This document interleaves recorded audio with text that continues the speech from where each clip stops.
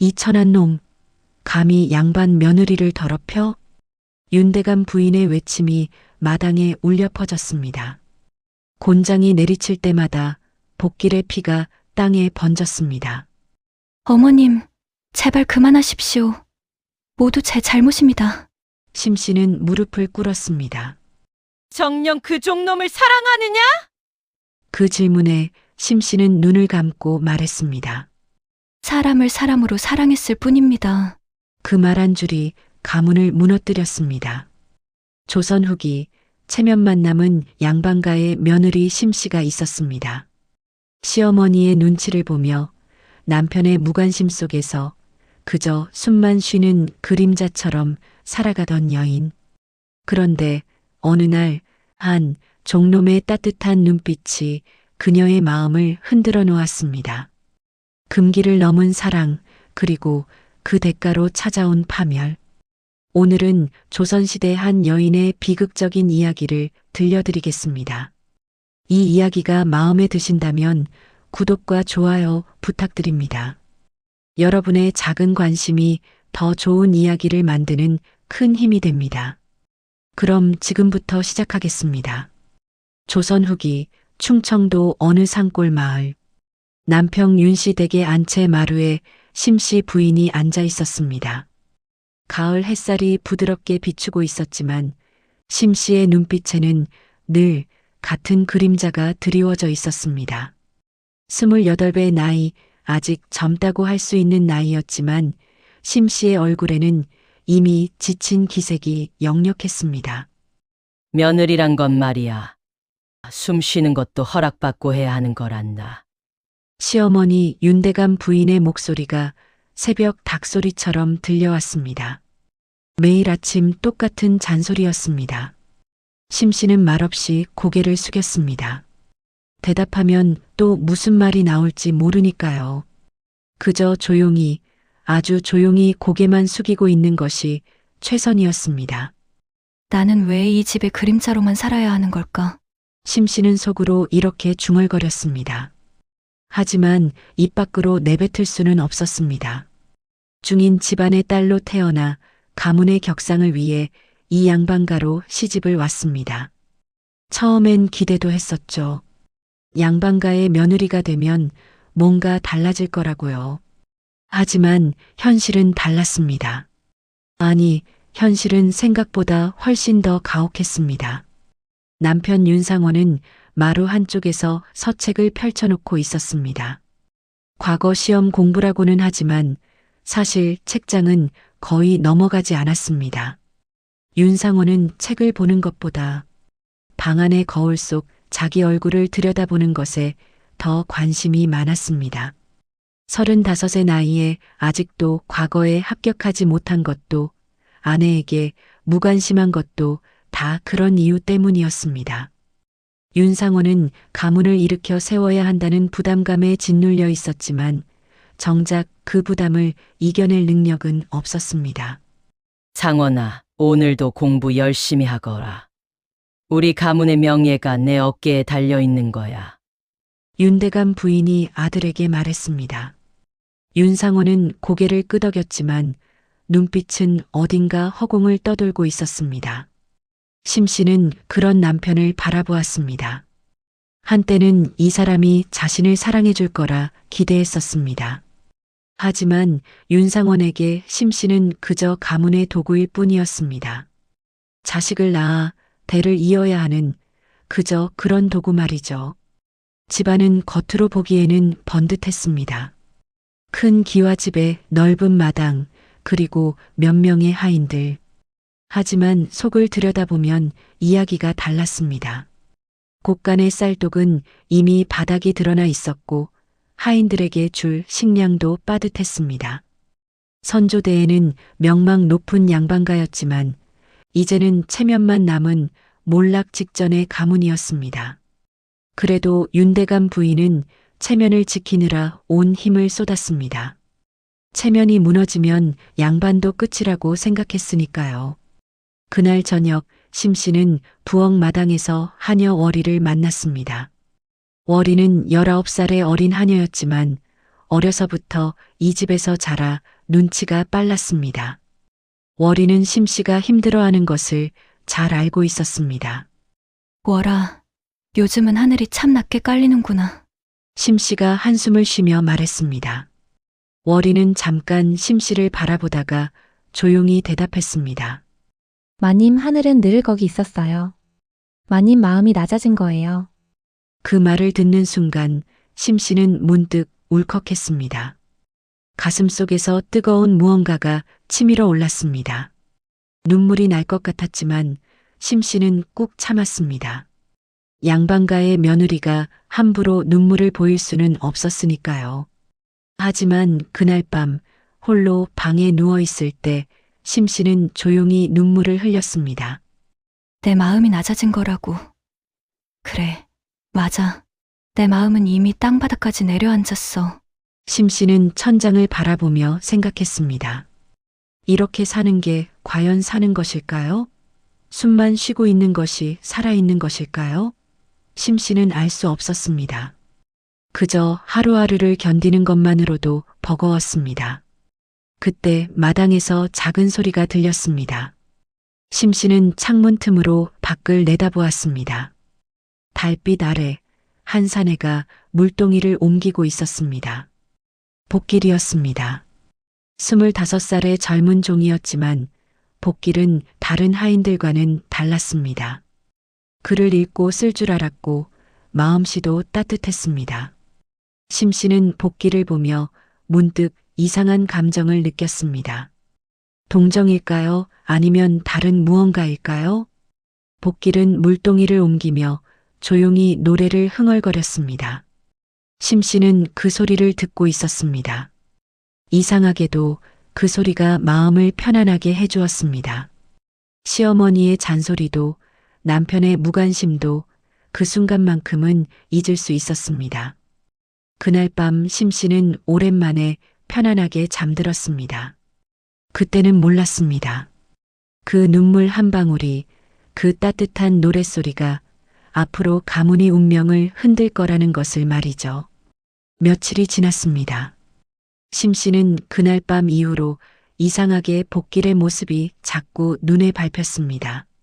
아침에 마당을 쓸 때도 저녁에 물을 길어올 때도 복길의 모습이 보였습니다.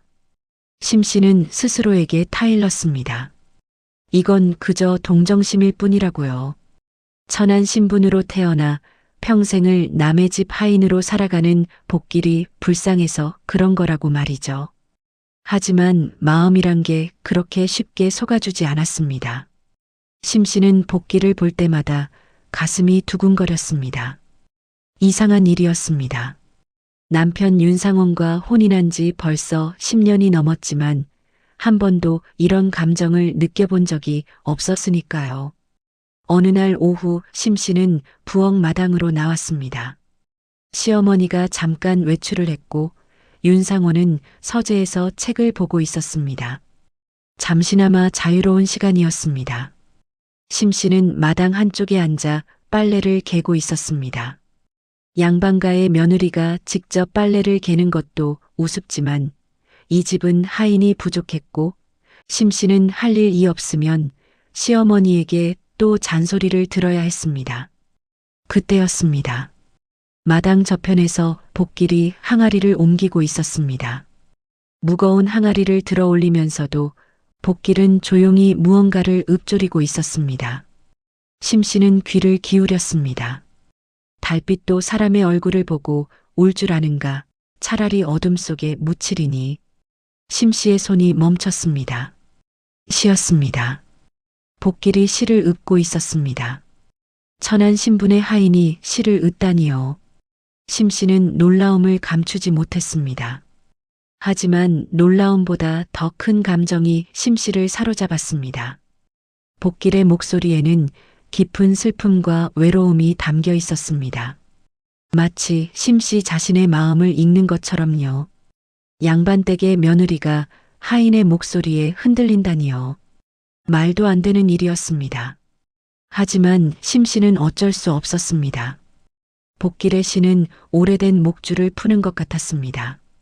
숨막히는 일상 속에서 처음으로 숨을 쉴 수 있는 것 같았습니다. 복길은 심씨가 자신을 보고 있다는 걸 눈치챘는지 화들짝 놀라며 고개를 숙였습니다. 마님 송구합니다. 쓸데없는 소리를 내요. 그 시 누구의 시냐? 심씨가 물었습니다. 복길은 잠시 망설이다가 조심스럽게 대답했습니다. 소인이 지어본 것입니다. 무식한 주제에 글을 안다는 게 죄송합니다. 글을 아는 게 무슨 죄냐? 참 아름다운 시로구나.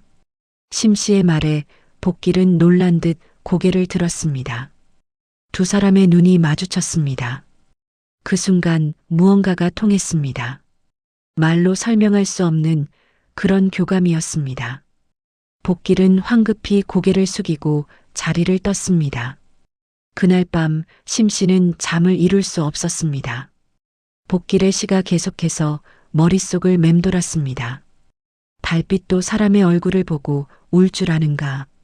심씨는 창문 밖의 달을 바라보았습니다. 정말 달이 울고 있는 것 같았습니다. 아니, 우는 건 달이 아니라 심씨 자신이었습니다. 심씨는 방 한구석에 놓인 붓과 종이를 꺼냈습니다. 원래 시어머니의 심부름을 적기 위한 것이었지만 오늘 밤만큼은 다른 용도로 쓰고 싶었습니다. 심씨는 붓을 들었습니다. 손이 떨렸습니다. 이게 옳은 일일까요? 하지만 심씨는 멈출 수 없었습니다. 그대의 마음이 달빛이라면 나의 그림자는 그대의 발끝일세. 심씨는 조심스럽게 글을 썼습니다. 시라고 하기엔 부족했지만 심씨의 마음이 고스란히 담긴 글이었습니다. 심씨는 종이를 작게 접었습니다. 그리고는 한참을 망설였습니다. 이걸 정말 복길에게 전해야 할까요? 이건 금기를 넘는 일이었습니다.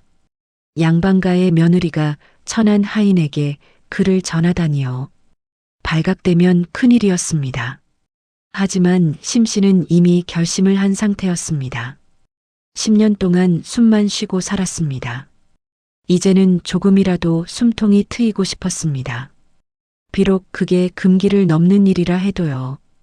다음 날 새벽 심씨는 일찍 일어났습니다.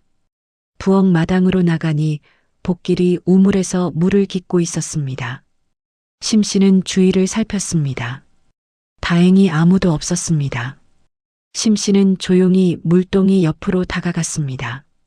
그리고는 접어둔 종이를 물동이 손잡이 사이에 살짝 끼워 넣었습니다. 심장이 미친 듯이 뛰었습니다. 심씨는 황급히 자리를 떴습니다. 뒤돌아보니 복길이 물동이를 들어 올리고 있었습니다.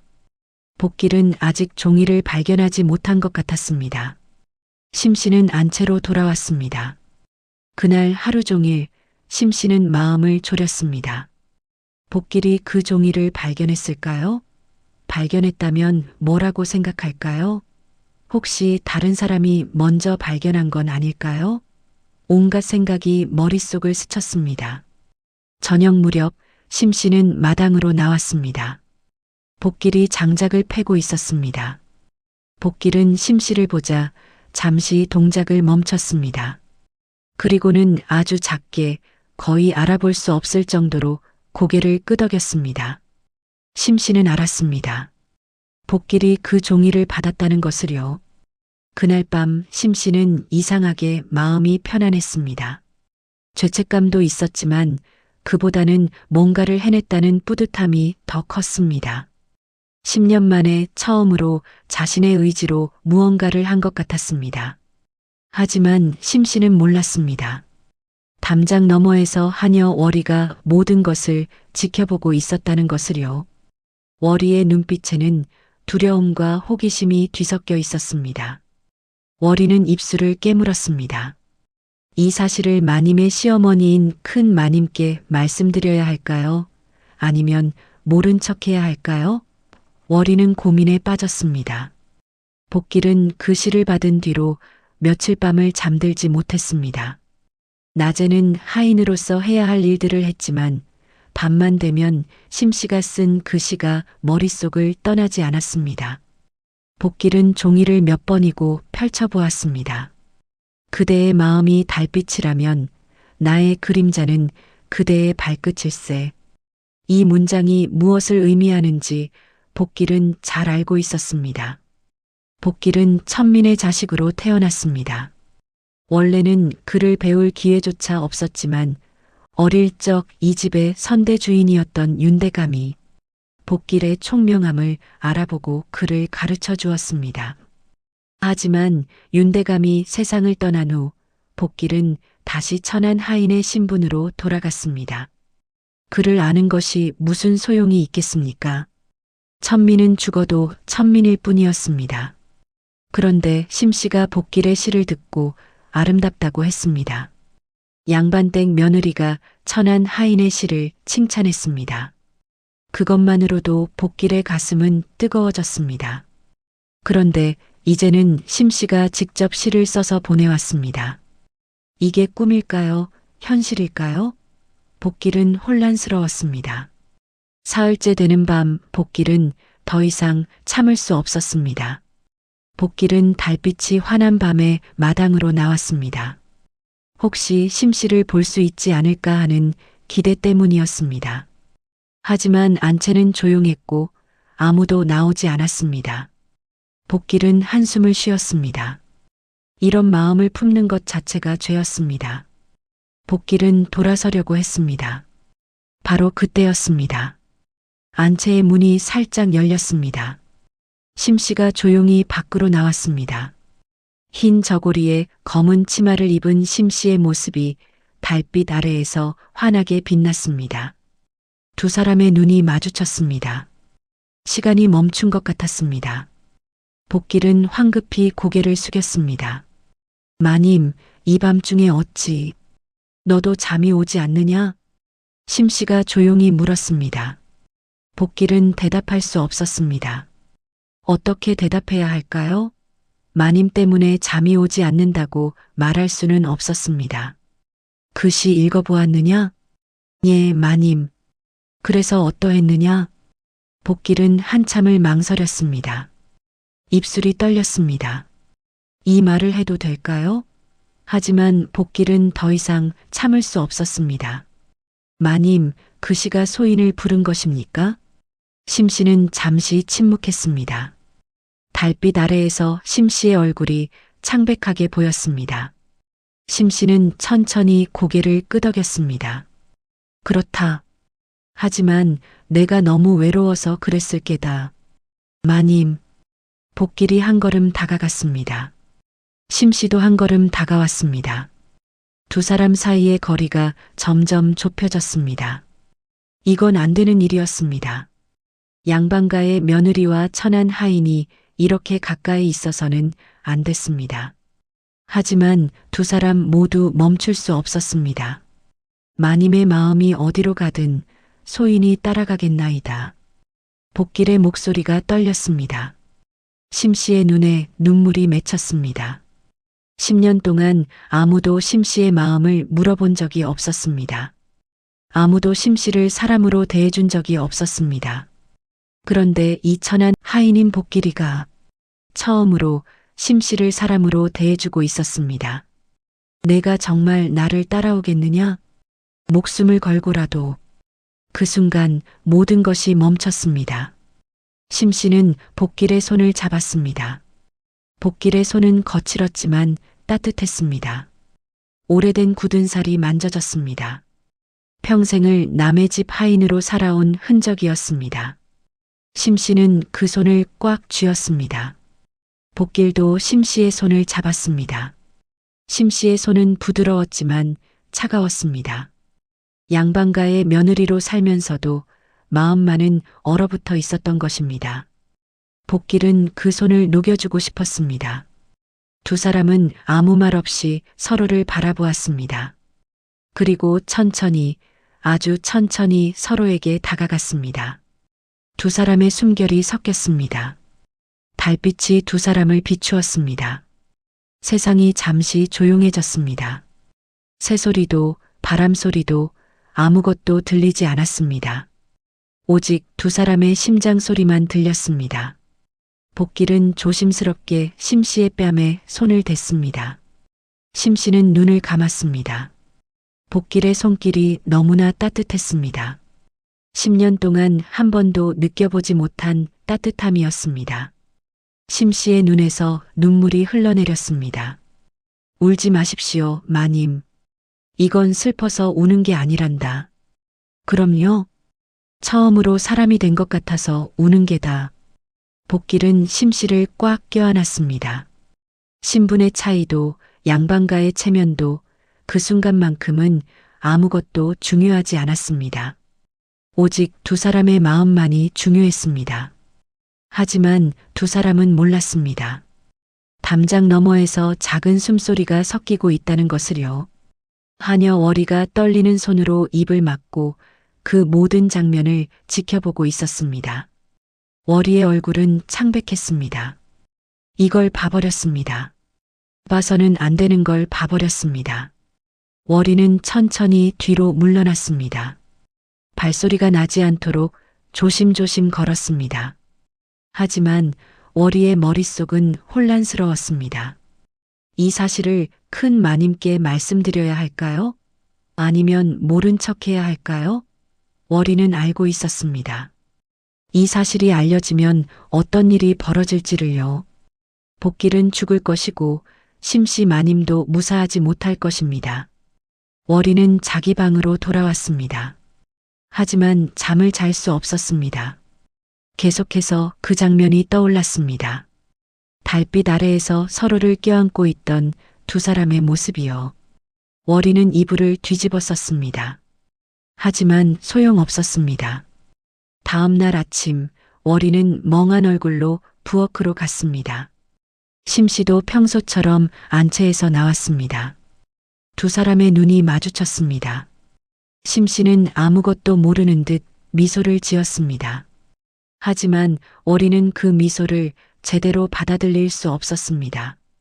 월이는 황급히 고개를 숙였습니다. 그날 월이는 결심을 굳혔습니다. 이 비밀은 무덤까지 가져가야 한다고요. 하지만 운명은 월이의 결심을 비웃기라도 하듯 다른 방향으로 흘러가고 있었습니다. 그날 이후 심씨와 복길은 더욱 조심스럽게 만났습니다. 하지만 사랑이란 게 숨기려 하면 할수록 더 크게 타오르는 법이었습니다.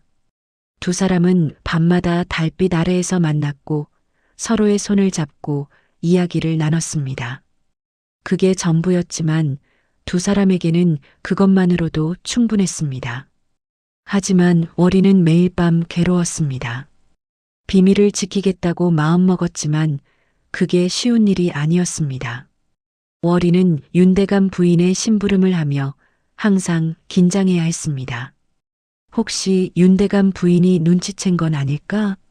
혹시 다른 하인들이 알아챈 건 아닐까?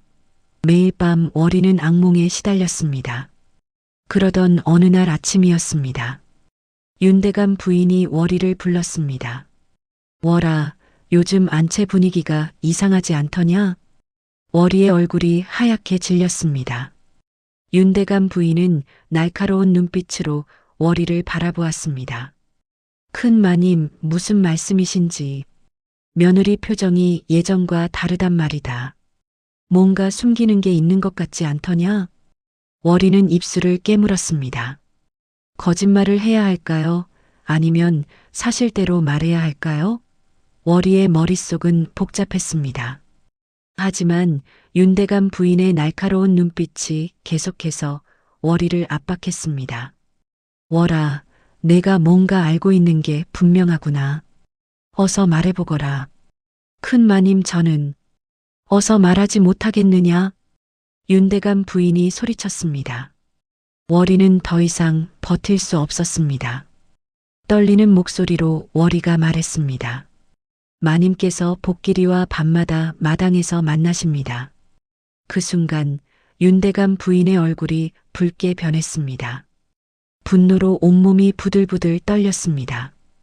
윤대감 부인은 벌떡 일어섰습니다. 뭐라고? 며느리가 종놈과? 예, 소녀가 직접 보았습니다. 윤대감 부인은 비명을 지를 것처럼 입을 벌렸지만 참았습니다. 대신 이를 악물고 밖으로 나갔습니다.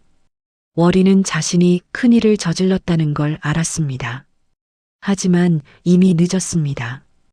윤대감 부인은 곧바로 마당으로 나갔습니다. 복길이 장작을 패고 있었습니다. 윤대감 부인이 소리쳤습니다. 이 천한 놈, 당장 여기 꿇어앉아라. 복길은 무슨 일인지 몰랐지만 황급히 무릎을 꿇었습니다. 윤대감 부인은 마당에 있던 다른 하인들을 모두 불렀습니다. 이놈이 감히 양반의 피를 더럽혔다. 곤장 30대를 쳐라. 복길의 얼굴이 창백해졌습니다. 하인들이 복길을 마당 한가운데로 끌고 갔습니다. 곤장을 들고 온 하인이 복길의 등을 내리쳤습니다. 한 대, 두 대, 세 대. 복길의 입에서 신음이 흘러나왔습니다. 심씨는 안채에서 그 소리를 들었습니다. 가슴이 철렁 내려앉았습니다. 심씨는 황급히 밖으로 뛰쳐나갔습니다. 마당에는 이미 피가 흥건했습니다. 복길은 땅바닥에 엎드려 있었고 등에는 피가 흥건히 배어 있었습니다. 어머님, 제발 그만하십시오. 심씨가 소리쳤습니다. 하지만 윤대감 부인은 냉정했습니다. 내가 감히 내 앞에서 목소리를 높이느냐? 내가 무슨 짓을 저질렀는지 아느냐? 어머님, 모두 제 잘못입니다. 복길은 아무 잘못이 없습니다. 아무 잘못이 없다고? 이 천한종 놈이 감히 양반댁 며느리에게 손을 댔단 말이다. 복길은 저에게 손을 대지 않았습니다. 제가 먼저 손을 내밀었습니다. 윤대감 부인의 얼굴이 더욱 붉어졌습니다. 윤대감 부인은 심씨의 뺨을 세게 때렸습니다. 따기 소리가 마당에 울려 퍼졌습니다. 이 망측한 계집, 내가 어떻게 감히. 심씨의 뺨이 붉게 부어올랐지만 심씨는 꿈쩍도 하지 않았습니다. 대신 윤대감 부인 앞에 무릎을 꿇었습니다. 어머님, 복길을 살려주십시오. 제가 어떤 벌이라도 받겠습니다. 윤대감 부인은 심씨를 내려다보았습니다. 그리고 차갑게 물었습니다. 어미로서 묻겠다. 내가 정말 그 종놈을 사랑하느냐? 심씨는 잠시 망설였습니다. 거짓말을 하면 복길을 살릴 수 있을까요? 하지만 심씨는 거짓말을 할 수 없었습니다. 사람으로 사랑했을 뿐입니다. 그게 더 큰 죄다. 체면이 목숨보다 귀한 줄 모르는구나. 윤대감 부인은 하인들에게 명령했습니다. 이 종놈을 끌고 나가 들판에 버려라. 살든 죽든 내 알 바 아니다. 그리고 며느리는 별채에 가더라. 밥도 물도 주지 마라. 하인들이 복길을 끌고 나갔습니다. 복길은 피투성이가 되어 있었지만 마지막으로 심씨를 바라보았습니다. 그 눈빛에는 원망이 아니라 사랑이 담겨 있었습니다. 심씨도 별채로 끌려갔습니다. 좁고 어두운 방에 갇혔습니다. 심씨는 바닥에 주저앉았습니다. 눈물이 흘러내렸습니다. 복길은 살아있을까요? 아니면 이미 죽었을까요? 밤이 깊어갔습니다. 심씨는 머리에 꽂혀있던 비녀를 뽑았습니다. 날카로운 비녀 끝을 손목에 갖다 댔습니다. 피부가 찢어지고 피가 흘렀습니다. 하지만 심씨는 멈췄습니다. 죽는 게 속죄라면 사는 건 저항일까? 심씨는 비녀를 내려놓았습니다. 아직 복길의 생사도 모르는데 여기서 죽을 수는 없었습니다. 심씨는 피가 나는 손목을 치마폭으로 감쌌습니다. 그리고 창밖의 달을 바라보았습니다. 복길아, 살아있거라. 제발 살아있거라. 심씨가 별채에 갇힌 지 사흘이 지났습니다. 밥도 물도 주지 않는다던 윤대감 부인의 말은 진짜였습니다. 월이가 몰래 물 한 사발을 가져다 주었지만 그것만으로는 턱없이 부족했습니다. 심씨는 점점 기력을 잃어갔습니다. 그런데 이상한 일이 벌어졌습니다. 사흘째 되던 날 집안이 갑자기 소란스러워졌습니다. 누군가 큰 소리로 외치는 소리가 들렸습니다. 관아의 관리들이 들이닥친 것이었습니다. 윤상원을 당장 끌어내라. 과거 시험 부정 혐의로 체포한다.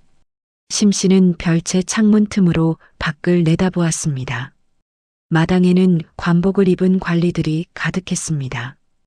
윤상원이 끌려 나왔습니다. 윤상원의 얼굴은 창백했고 온몸이 떨리고 있었습니다. 나는 아무것도 한 게 없소. 억울하오. 증거가 다 있는데 무슨 소리냐? 내가 과거 시험에 낸 글이 이 집 종놈 복길의 글이란 게 밝혀졌다. 심 씨는 깜짝 놀랐습니다. 복길의 글? 윤상원이 복길의 글을 훔쳤다는 말입니까? 심 씨는 귀를 기울였습니다. 복길이 몰래 써둔 글을 내가 훔쳐서 과거 시험에 냈다는 걸 부정하겠느냐? 복길이 직접 관아에 나타나 이 사실을 고발했다. 심 씨의 가슴이 뛰었습니다. 복길이 살아있다니요. 들판에 버려졌는데도 살아남았다니요. 심 씨는 눈물을 흘렸습니다. 하지만 동시에 충격도 컸습니다. 윤상원이 복길의 글을 훔쳤다니요. 관리가 계속 말했습니다. 복길이 쓴 글의 원본과 내가 시험에 낸 글을 대조해 보니 똑같더라. 복길은 필적까지 증명했다. 내가 평소에 복길이 쓴 글을 몰래 훔쳐보며 연구했다는 것도 하인들의 증언으로 밝혀졌다. 관리들이 윤상원을 끌고 나갔습니다. 윤대감 부인이 뒤따라 나오며 소리쳤습니다. 우리 아들은 그런 짓을 하지 않았소. 누명이요. 하지만 관리들은 듣지 않았습니다. 대신 차갑게 선언했습니다. 남편 윤씨 가문은 과거 시험 부정으로 파문하고 모든 재산을 몰수한다. 이 집도 관아에 넘긴다. 윤대감 부인은 그 자리에서 주저앉았습니다. 평생을 지켜온 가문의 명예가 하루아침에 무너졌습니다. 윤대감 부인은 입을 벌렸지만 말이 나오지 않았습니다. 충격이 너무 컸던 것입니다. 하인들이 황급히 윤대감 부인을 방으로 옮겼습니다. 의원이 급히 불려왔지만 윤대감 부인은 이미 반신이 마비된 상태였습니다. 입도 돌아가서 말을 할 수 없었습니다. 평생을 체면으로 살아온 사람이 그 체면이 무너지는 순간 몸까지 무너진 것이었습니다. 며칠 후 더 끔찍한 소식이 들려왔습니다. 윤상원이 관아로 끌려가던 중 스스로 목숨을 끊었다는 것이었습니다. 허세로 가득했던 남자가 결국 그 허세를 견디지 못하고 스스로를 버린 것이었습니다. 심 씨는 별채에서 그 소식을 들었습니다. 남편이 죽었습니다. 10년을 함께 살았던 남편이 죽었습니다. 하지만 이상하게도 슬프지 않았습니다. 눈물도 나지 않았습니다. 그저 텅 빈 느낌만 들었습니다. 월이가 몰래 별채 문을 열어주었습니다. 마님, 이제 나오셔도 됩니다. 관아에서는 마님을 가두라는 명령을 내리지 않았습니다. 심 씨는 비틀거리며 밖으로 나왔습니다. 사흘 동안 제대로 먹지도 마시지도 못해서 몸이 약해져 있었습니다. 안채로 들어가니 윤대감 부인이 누워 있었습니다. 입이 돌아가고 한쪽 팔을 움직이지 못하는 모습이었습니다. 윤대감 부인은 심 씨를 보자 눈을 크게 떴습니다. 무언가 말하려고 했지만 입에서는 알아들을 수 없는 소리만 나왔습니다. 심 씨는 윤대감 부인 앞에 무릎을 꿇었습니다. 어머님, 죄송합니다. 하지만 윤대감 부인은 대답할 수 없었습니다. 그저 눈물만 흘러내렸습니다. 평생을 양반의 체면으로 살았던 여인이 이제는 말도 제대로 하지 못하는 신세가 되어버렸습니다. 그날 밤 심 씨는 결심을 굳혔습니다. 이 집을 떠나기로요. 남편도 죽었고 시어머니도 말을 못하게 되었고 집마저 관아에 넘어가게 되었습니다. 이제 이 집에 남아있을 이유가 없었습니다. 심 씨는 머리를 풀었습니다. 10년 동안 양반댁 며느리로서 단정하게 올려 묶었던 머리를 내렸습니다. 풀어헤친 머리는 등 아래까지 내려왔습니다. 심 씨는 거울을 보았습니다. 거울 속에 자신이 낯설었습니다. 하지만 동시에 자유로워 보였습니다. 심 씨는 간단한 짐만 챙겼습니다. 옷 몇 벌과 윤대감이 예전에 가르쳐준 책 한 권. 그게 전부였습니다. 심 씨는 안채로 가서 윤대감 부인께 마지막 인사를 드렸습니다. 어머님, 이제 가겠습니다. 10년 동안 며느리로 살았지만 제대로 된 며느리가 되지 못해 죄송합니다. 윤대감 부인은 고개를 돌렸습니다. 심 씨를 보고 싶지 않다는 뜻이었습니다. 심 씨는 더 이상 말하지 않았습니다. 그저 조용히 인사만 하고 돌아섰습니다. 마당을 지나가는데 월이가 달려왔습니다. 마님, 어디 가시려고요? 모르겠구나. 그냥 이 집이 아닌 곳이면 어디든. 마님 죄송합니다. 제가 비밀을 지키지 못해서. 심 씨는 월이의 머리를 쓰다듬었습니다. 내 잘못이 아니란다. 이미 정해진 운명이었을 게다. 심 씨는 대문을 나섰습니다. 뒤돌아보지 않았습니다. 10년을 살았던 집이지만 한 번도 집이라고 느껴본 적이 없었습니다. 그저 숨만 쉬던 감옥이었을 뿐입니다. 바람이 불었습니다. 심 씨의 풀어헤친 머리가 바람에 날렸습니다. 심 씨는 하늘을 올려다보았습니다. 구름 한 점 없는 맑은 하늘이었습니다. 이제 남은 건 이름도 체면도 아니다. 오직 숨쉬는 나뿐이로구나. 심 씨는 걷기 시작했습니다. 어디로 가는지도 모른 채 그저 앞으로만 걸었습니다. 뒤에서는 무너져가는 윤씨 댁의 모습이 점점 작아졌습니다. 허세로 세운 양반의 이름이 천민의 글로 더럽혀졌다는 소문은 온 마을에 퍼져나갔습니다. 하지만 심 씨는 이제 그런 것에 신경 쓰지 않았습니다. 체면도 명예도 신분도 이제는 아무 의미가 없었습니다. 심 씨는 그저 살아있는 사람일 뿐이었습니다. 몇 해가 흘렀습니다. 봄이 가고 여름이 오고 가을이 지나 겨울이 왔다가 다시 봄이 왔습니다. 그렇게 계절이 몇 번 바뀌었습니다. 심 씨는 이제 더 이상 심 씨가 아니었습니다. 심월. 사람들은 심 씨를 그렇게 불렀습니다. 산사 근처의 작은 마을이었습니다. 심 씨는 절 아래 움막 같은 곳에서 살았습니다. 낮에는 절에서 밥을 짓고 청소를 하며 품삯을 받았고 저녁에는 마을 아이들에게 글을 가르쳤습니다. 양반댁 며느리였던 과거는 이제 아무도 몰랐습니다. 아니, 알 필요도 없었습니다. 처음에는 힘들었습니다. 평생을 양반댁에서 살았던 심 씨에게 손수밥을 짓고 청소를 하는 일은 낯설었습니다. 손에 물집이 잡혔고 허리가 아팠습니다. 하지만 이상하게도 마음은 편했습니다. 시어머니의 잔소리도 없었고 남편의 무관심도 없었습니다. 그저 자신의 힘으로 살아가는 것. 그게 이렇게 자유로운 것인지 처음 알았습니다. 마을 사람들은 심월을 신기하게 여겼습니다. 여자가 글을 안다는 것도 신기했지만 그 글을 아이들에게 가르친다는 게 더 신기했습니다. 처음에는 의심하는 사람도 많았습니다. 저 여자가 뭔가 숨기고 있는 게 아닐까? 혹시 도망친 노비는 아닐까? 하지만 시간이 지나면서 사람들의 의심은 사라졌습니다. 심월은 아이들을 정성껏 가르쳤습니다. 글자를 가르치고 시를 가르치고 사람의 도리를 가르쳤습니다. 아이들은 심월을 따랐습니다. 마을의 다른 어른들과 달리 심월은 아이들을 때리지 않았고 소리를 지르지도 않았습니다. 다만 조용히 차근차근 가르쳤습니다. 선생님, 이 글자는 뭐예요? 한 아이가 물었습니다. 심월은 미소를 지으며 대답했습니다. 사람 인자란다. 사람을 뜻하는 글자지.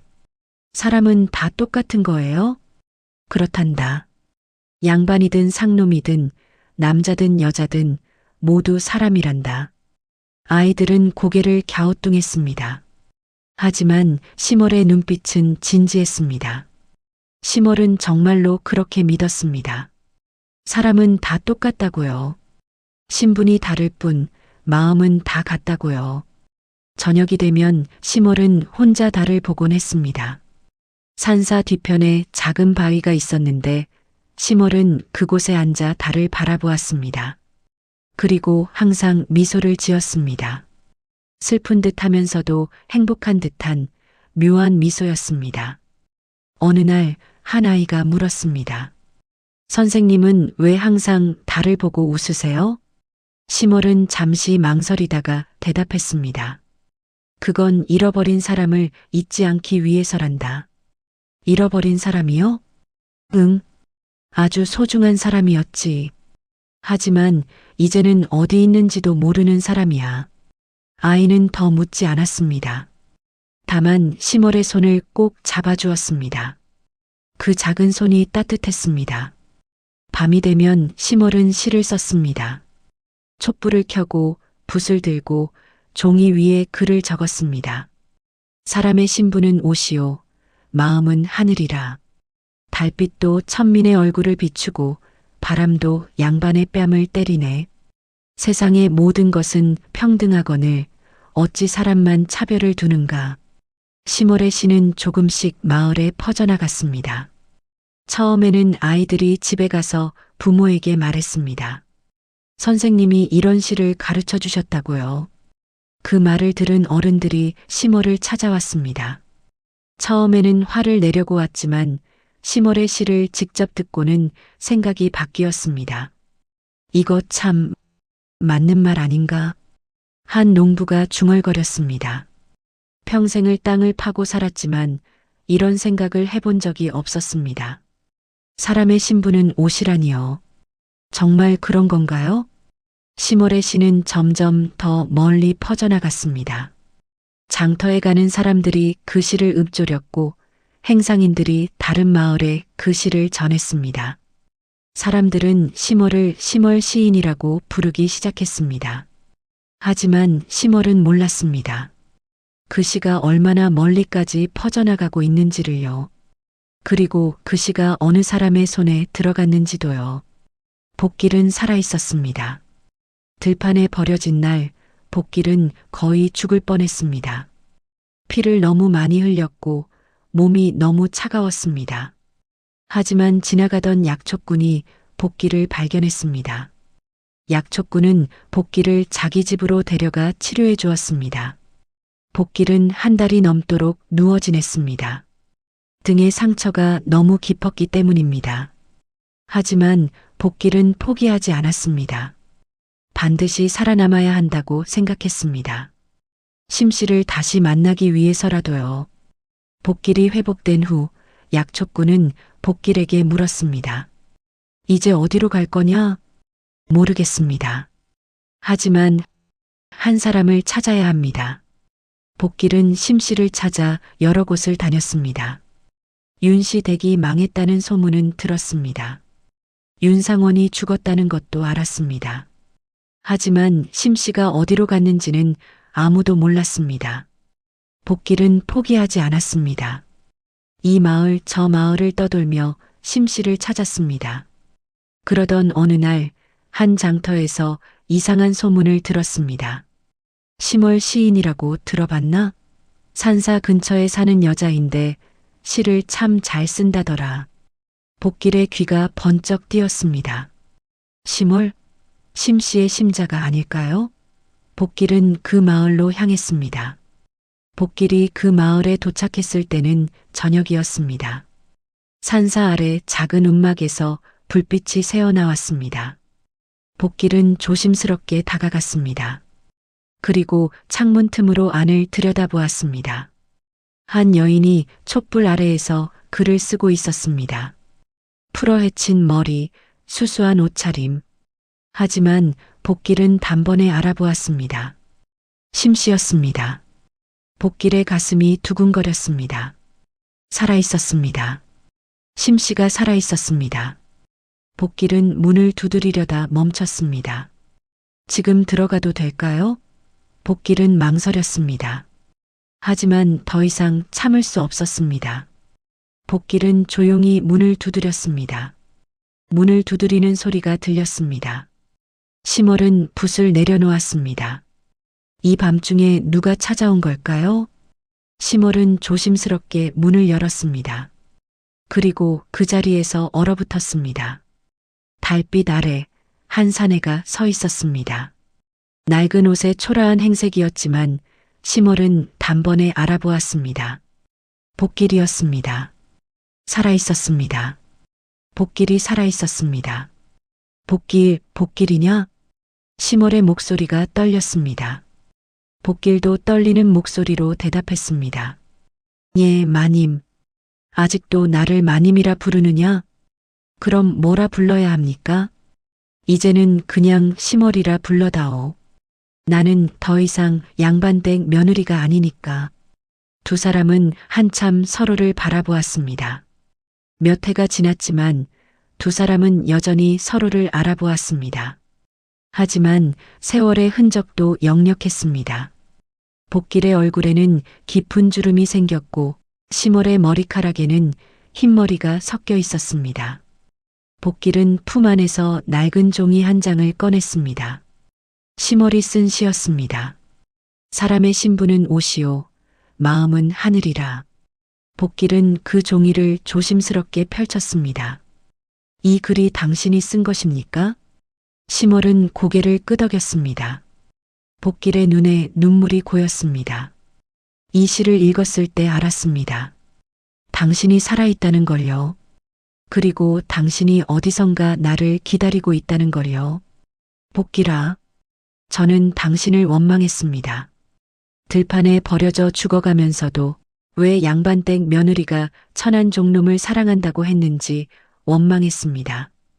그 때문에 제가 곤장을 맞았고 제 등에는 평생 지워지지 않을 상처가 남았으니까요. 심월의 눈에서 눈물이 흘러내렸습니다. 복길이 계속 말했습니다. 하지만 이 시를 읽고 알았습니다. 우리가 잘못한 게 아니었습니다. 다만 양반도 사람이고 천민도 사람이라는 걸 알아버렸을 뿐입니다. 신분이 중요한 게 아니라 마음이 중요하다는 걸 깨달아 버렸던 거죠. 심월은 더 이상 참을 수 없었습니다. 심월은 복길에게 다가가 복길을 꽉 껴안았습니다.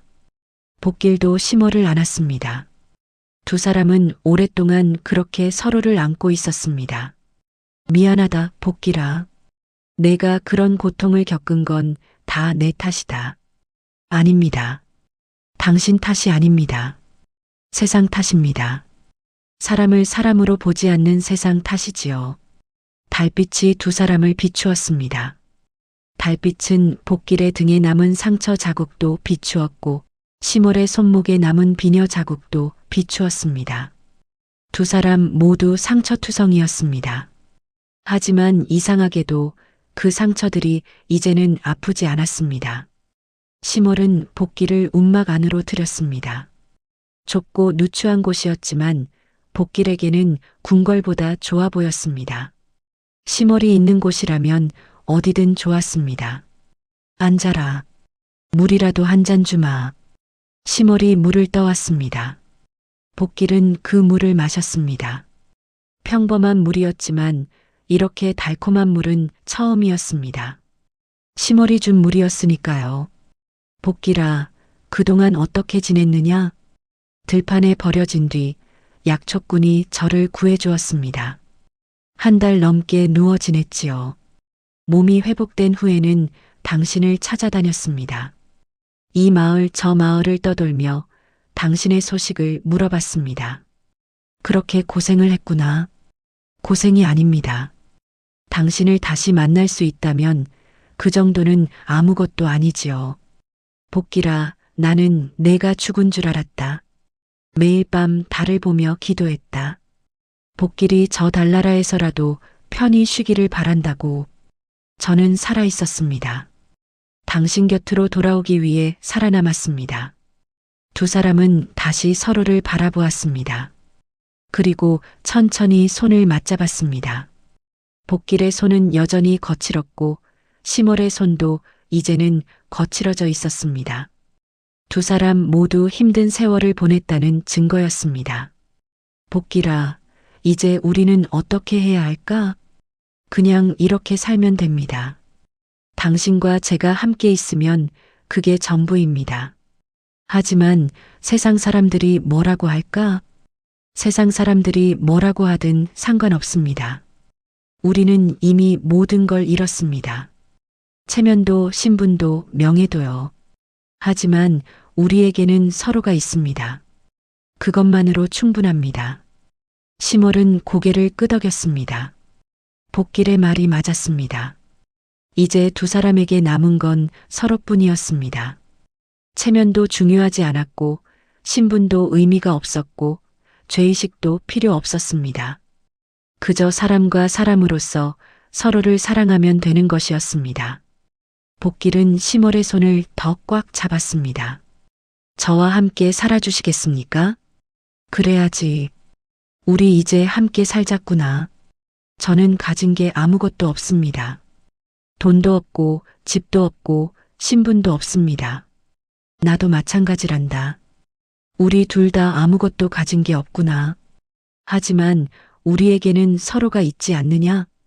복길은 미소를 지었습니다. 심월도 미소를 지었습니다.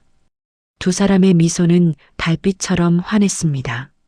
그날 밤 두 사람은 달빛 아래에서 오랫동안 이야기를 나눴습니다. 그동안 겪었던 일들을 서로에게 말했습니다.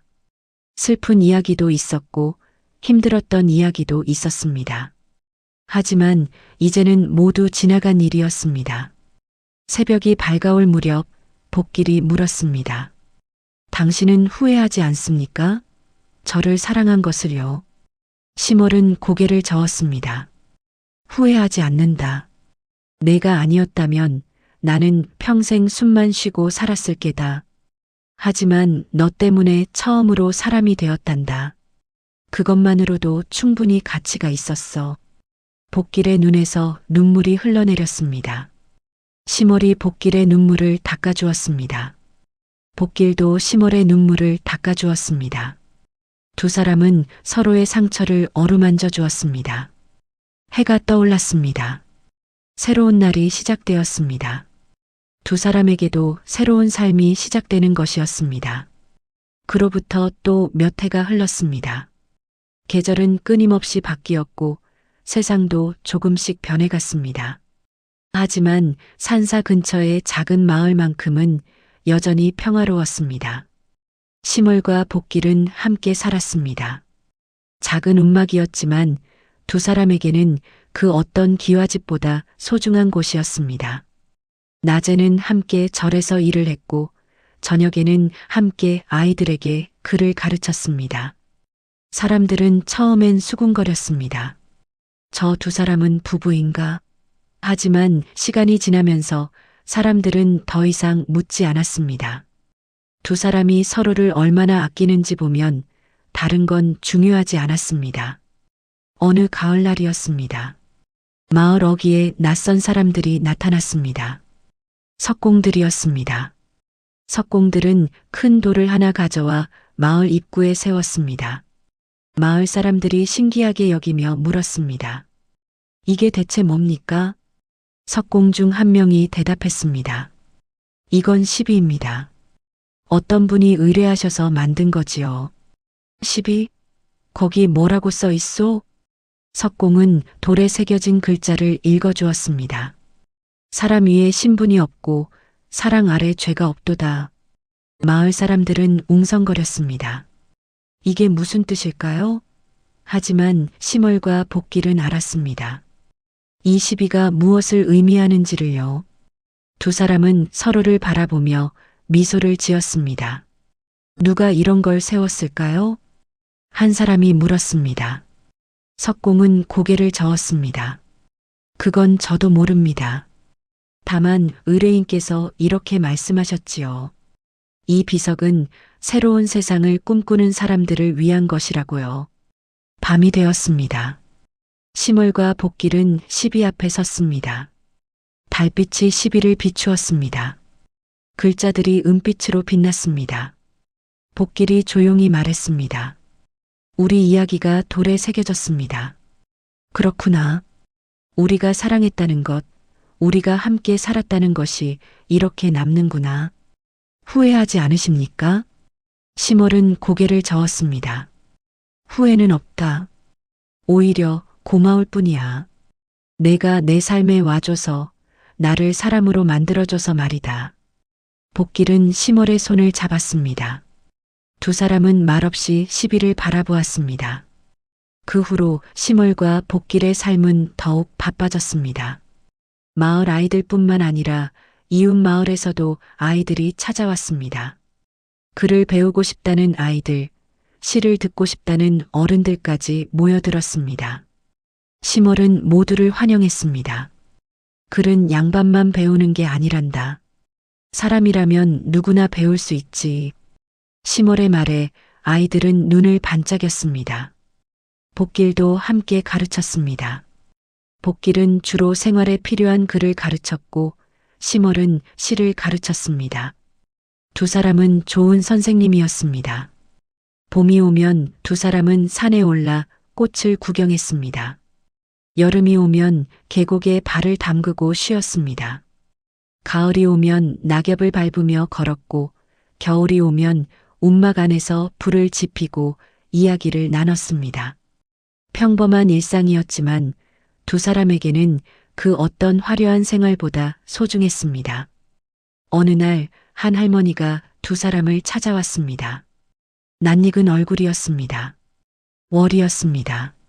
세월이 흘러 월이도 이제 머리가 하얗게 센 할머니가 되어 있었습니다. 마님, 아니, 심월 선생님. 월이가 떨리는 목소리로 말했습니다. 심월은 월이를 반갑게 맞았습니다. 월아, 그동안 잘 지냈느냐?